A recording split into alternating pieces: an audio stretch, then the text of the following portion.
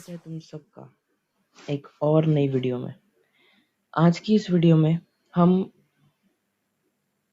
Example 17th, 18th और 19th करने वाले हैं। अब जिसने पिछली वीडियो देखी है उसको पता होगा कि मैं ये तीनों उसी वीडियो में लेने वाला था, लेकिन वो वीडियो कुछ ज़्यादा ही बड़ी हो गई, तो मैंने सोचा एक नई वीडियो ही बना देते हैं। नहीं तो तुम लोग देखोगे कहाँ इतनी बड़ी वीडियो। ठीक है, तो ये वीडियो छोटी होने वाली है क्योंकि हम इसमें 3 ही क्वेश्चन करेंगे। टाइम ज़्यादा वेस्ट ना करते हुए शुरू करते हैं।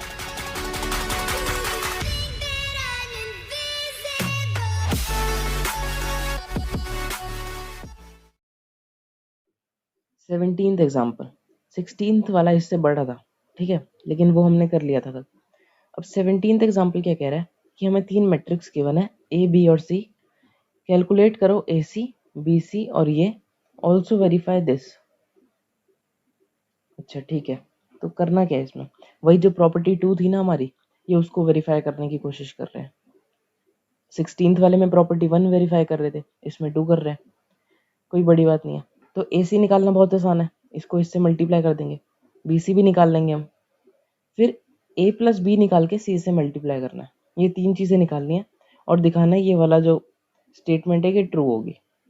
ठीक है ना, तो करते हैं शुरू। पहले कॉपी कर लेता हूँ मैं। ठीक है, तो अब मैं क्वेश्चन कॉपी कर चुका हूँ।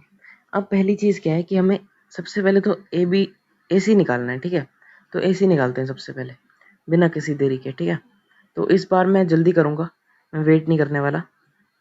ठीक है, तो तुम लोग भी थोड़ा फास्ट हो जाओ।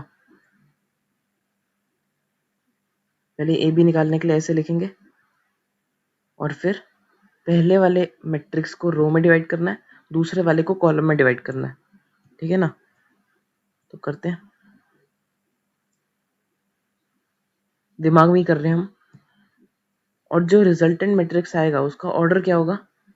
उसका ऑर्डर होगा 3x1। ठीक है ना, तो 3x1 कुछ ऐसा होगा।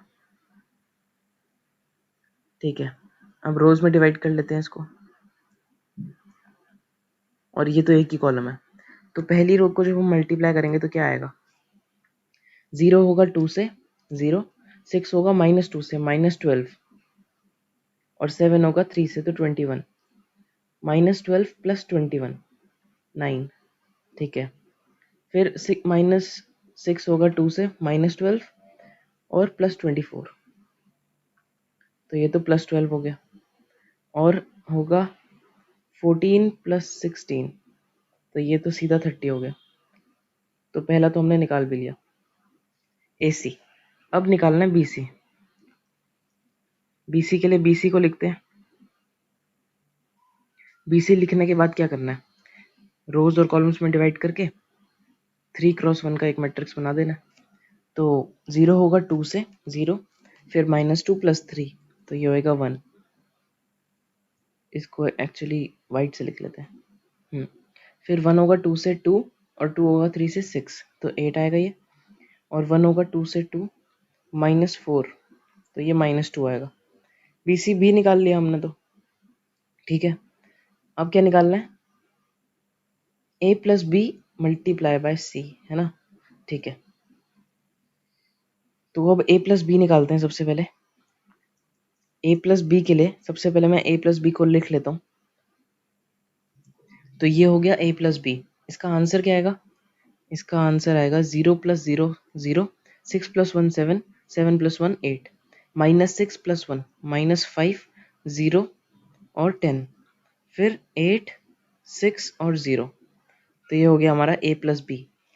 अब ए प्लस बी को सी से मल्टीप्लाई करना है, तो सबसे पहले ए प्लस बी लिखेंगे और फिर लिखेंगे सी।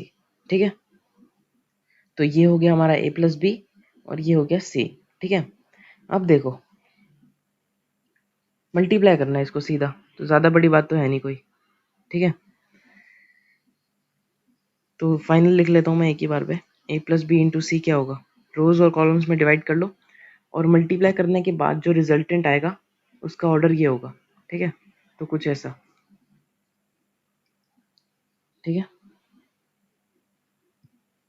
अब देखो 0 होगा 2 से आएगा 0, -14 + 24, तो यहाँ पर तो आ गया 10। ठीक है ना, फर्स्ट रो को फर्स्ट कॉलम से मल्टीप्लाई किया। अब सेकंड रो को फर्स्ट कॉलम से करेंगे। ठीक है, तो -5 × 2 होगा -10 + 0 + 30, तो ये आ जाएगा 20।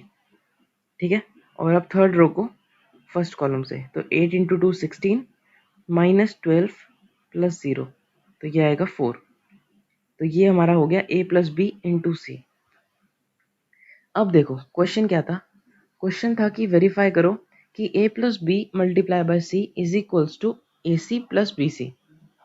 ठीक है ना, A + B × C तो हमने निकाल लिया, और AB भी हमने AC भी निकाल लिया और BC भी निकाल लिया।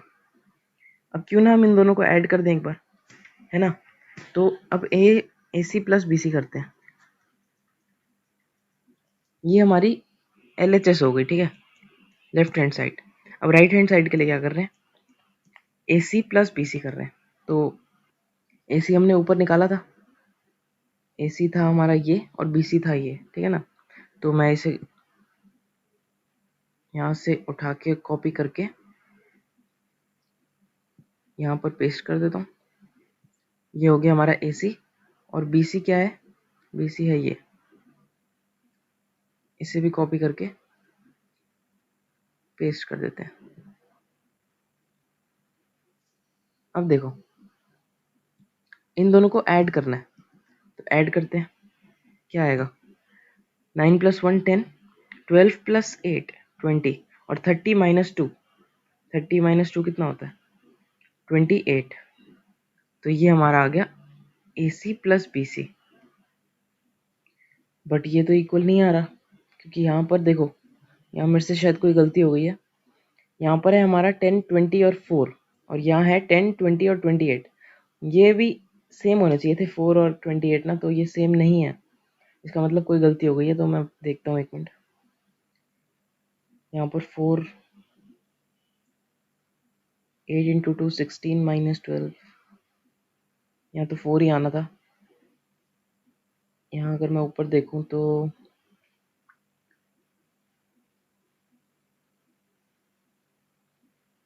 ओके, तो यहाँ पर मेरे को गलती दिख रही है। -8 + 2 कितना होगा, -6, और मैंने यहाँ +6 लिख दिया था। ऐसी गलती यार तुमसे भी हो सकती है। तो इस क्वेश्चन में तो पता लग गया, क्योंकि शो का क्वेश्चन है ये, हमें पता है दोनों इक्वली आने हैं, तो बिना आंसर देखे भी पता लग गया।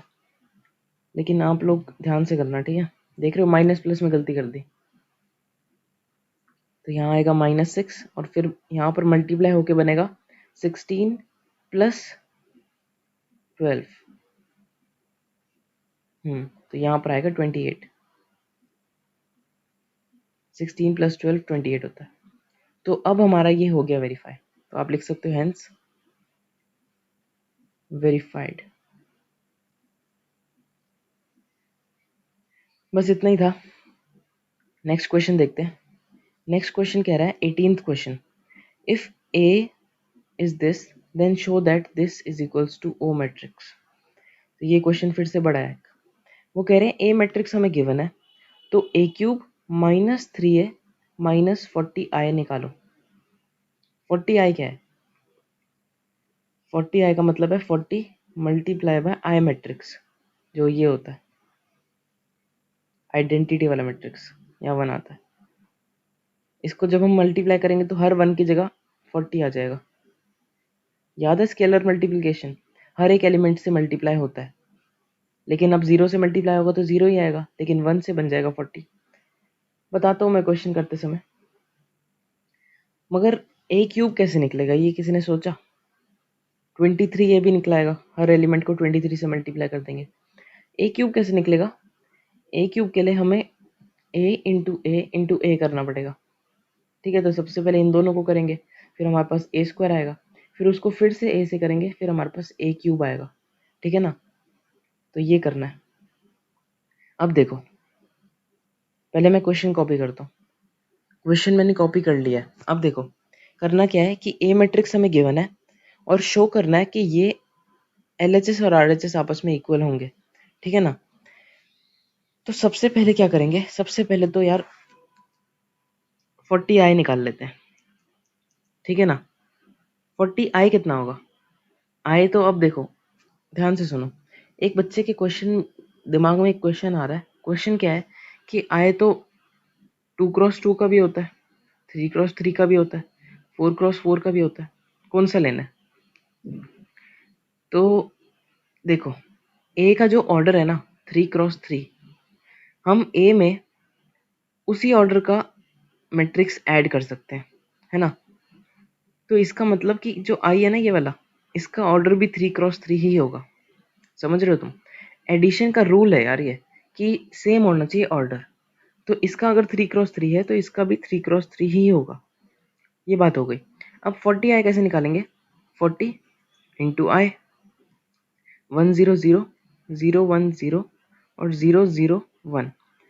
अब 40 हर एक एलिमेंट से मल्टीप्लाई होगा, है ना। मगर 0 से मल्टीप्लाई जब होगा तो 0 ही आएगा। तो आंसर क्या आएगा इसका? 40 0 0 0 40 0 और 0 0 40।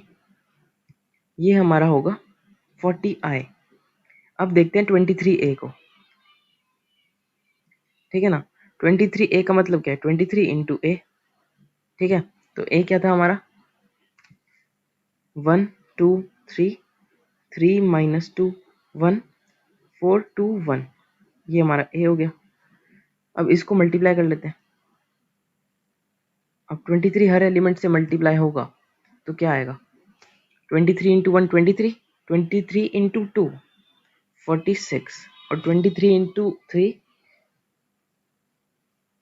69। ठीक है, फिर यहाँ पर फिर से 69 माइनस 46 और 23, 4 से करेंगे तो आएगा 92, फिर 46 और 23। तो ये हमारा 23a भी बन गया। ये क्यों निकाल रहे हैं हम? क्योंकि इन सबको निकाल के हमें ऐड माइनस करके ओ मैट्रिक्स के इक्वल प्रूव करना है, शो करना है, तो इसलिए कर रहे हैं। अब ए क्यूब निकालते हैं। अब देखो, A cube is equals to A square into A, और इसका मतलब क्या है? A into A into A.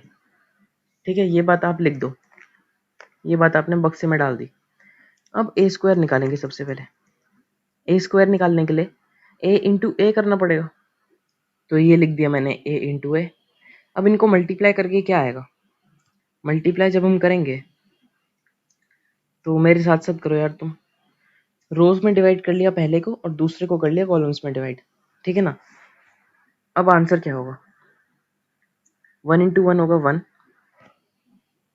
Plus 6 plus 12, तो ये होगा 19। सेकेंड क्या होगा? 1 इंटू 2 2 माइनस 4 प्लस 6, तो ये होगा 4।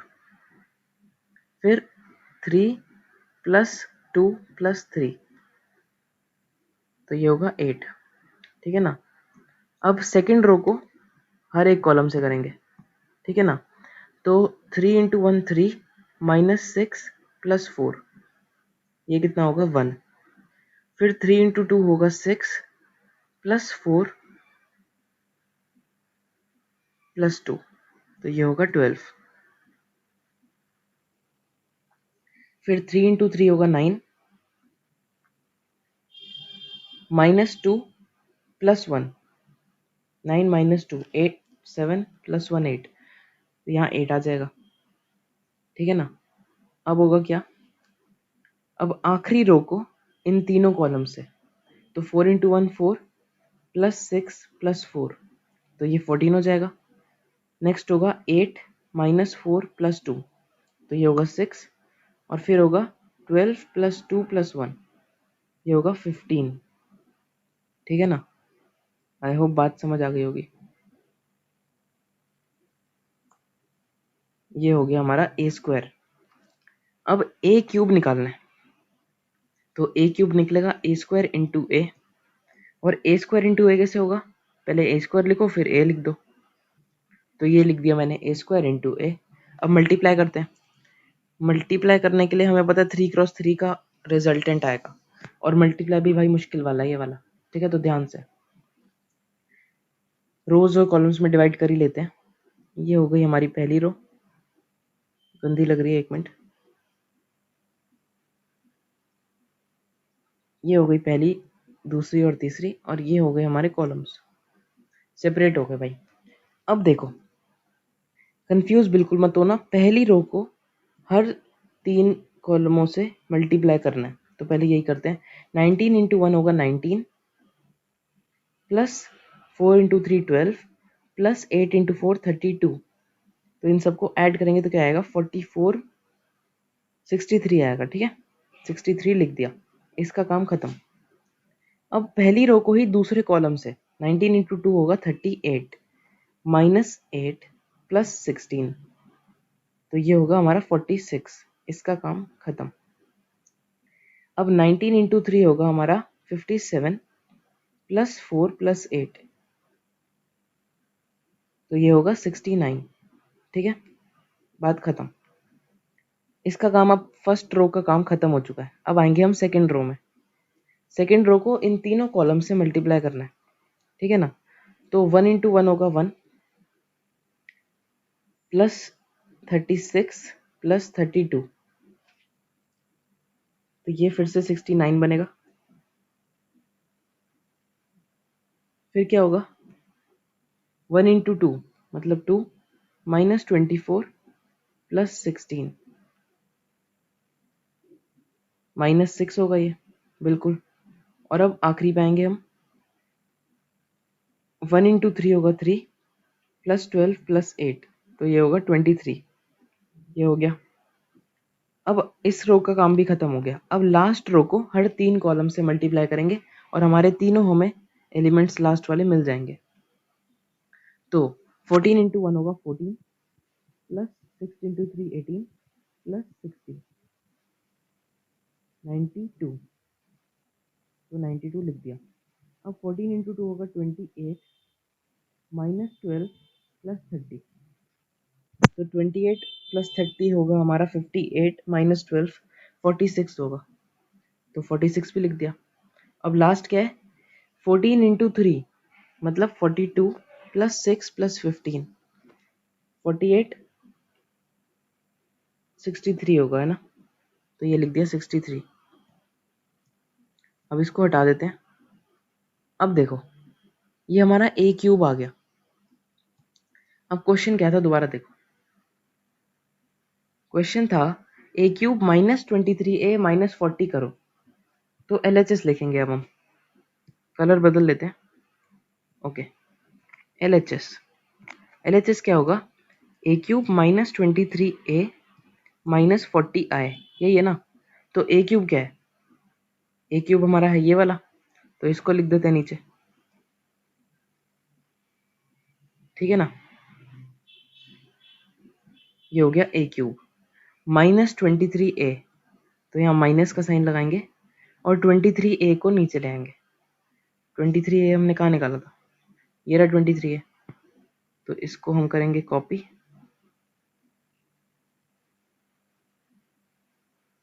और यहाँ पेस्ट कर देंगे। ये हो गया 23a। ठीक है ना, अब क्या करना है, माइनस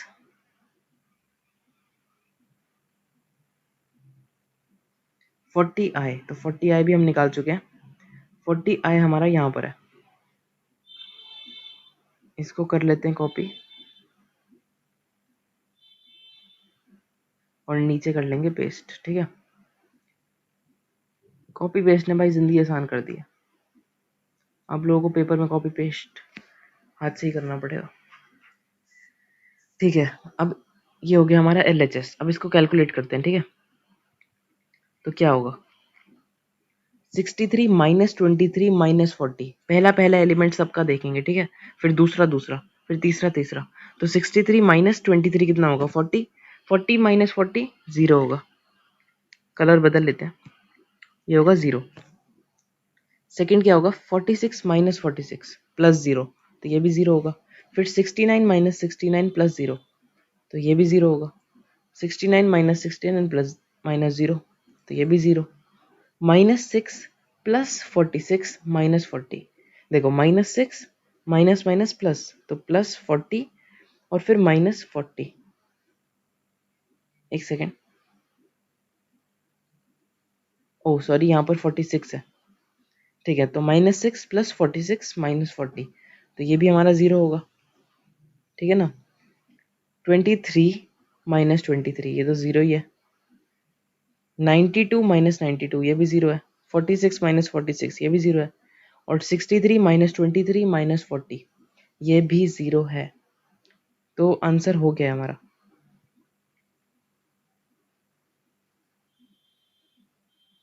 अब देखो RHS क्या था, यहाँ पर लिख दो O = RHS, ये आपका आंसर हो गया। 4 में से 4 या 6 में से 6 या 5 में से 5, जितने का भी क्वेश्चन है आपको उतने नंबर पूरे मिल जाएंगे। ये क्वेश्चन वैसे 5 नंबर में आता है, ठीक है, पहले ही बता रहा हूँ, 5 नंबर का क्वेश्चन है ये। और करना क्या था, मल्टीप्लाई प्लस या माइनस भी ले लो, चलो, इसके अलावा कुछ भी नहीं करना था। अभी तो आगे भाई आपको डिफ्रेंसिएशन पढ़ना है, इंटीग्रेशन पढ़ना है, वो तो भाई अलग ही लेवल है। ठीक है, तो हो गया हमारा ये क्वेश्चन। अब आखिरी क्वेश्चन पे बढ़ते हैं आज के। आखिरी क्वेश्चन है हमारा 19th। ये क्वेश्चन ना बिल्कुल प्रैक्टिकल है, ठीक है, इस क्वेश्चन को कोई भी स्किप मत करना, ठीक है, सुनते जाओ बस।